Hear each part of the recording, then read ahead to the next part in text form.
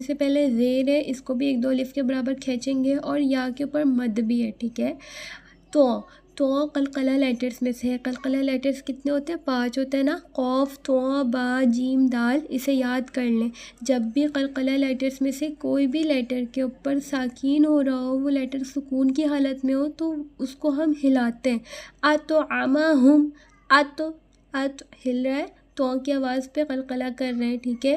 عین کی آواز حلق سے ادا ہوگی، یہاں پہ میم مشدد ہے، یہاں پہ غنہ ہوگا۔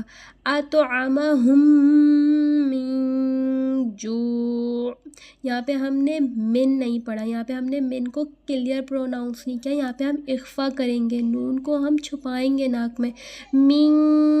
من کیوں؟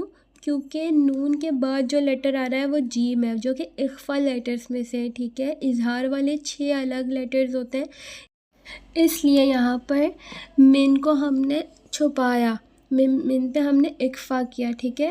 من جوع، عین کی آواز پہ ہم نے وقف کیا ہے، لیکن ہم نے عین کی آواز نکالی ہے، ٹھیک ہے۔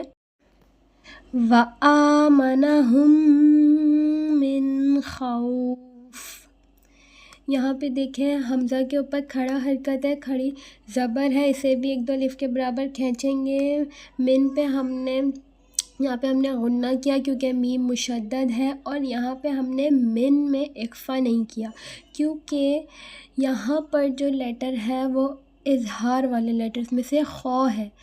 6 لیٹرز ہوتے ہیں اظہار والے، یاد رکھیں، حمزہ، ہا، عین، غین، ہا، خو، ٹھیک ہے۔ جب بھی وہ لیٹرز آ جائے ساکین کے بعد، تو وہاں پہ ہم نون کو کلیئر پروناؤنس کرتے ہیں، ٹھیک ہے۔ من خوف، من خوف، خو کو موٹا کر کے پڑھا ہے، ٹھیک ہے۔ سو بیسیکلی اس صورت کے اندر ہم نے ایک میں اخفا بھی کیا اور لاسٹ میں ہم نے اظہار بھی کیا، ٹھیک ہے۔ آئی ہوپ آپ لوگ کے اخفا اور اظہار والے جو کانسیپٹ ہے وہ کلیئر ہو چکے ہوں گے۔ آج کی کلاس ہماری یہیں تک تھی۔ جزاک اللہ خیراً کثیرا۔